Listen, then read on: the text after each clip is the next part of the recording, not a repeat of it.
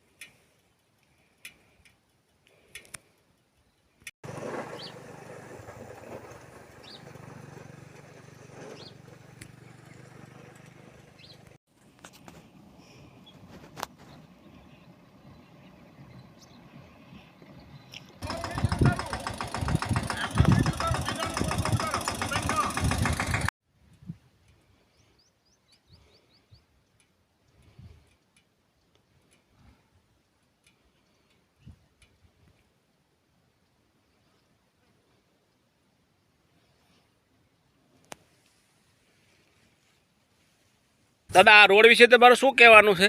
આ રોડ બહુ બિસ્માર હાલતમાં પડ્યો છે અને સત્તાધીશો જે છે ને એ કોઈ જાગતા નથી અત્યારે હાલમાં, અને આની ઉપર તો બહુ વાહનની અવરજવર પણ જાજી છે, બહુ જાજી છે, પણ કોઈ રાજકારણો આમાં રસ લેતા જ નથી અને સારું લગાડીને જતા રહે છે।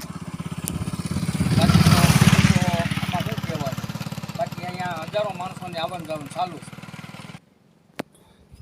આમાં અમારે અત્યારે વાહનની હાલત જુઓ તો વાહને ખરાબ થઈ જાય છે અને અમે દાડી કરતા હોઈએ છતાંય અમારે ખર્ચા ભોગવવા પડે અને અમારે આમાં ભરણ પોષણ કઈ રીતે પૂરું પડે, બરાબર ને?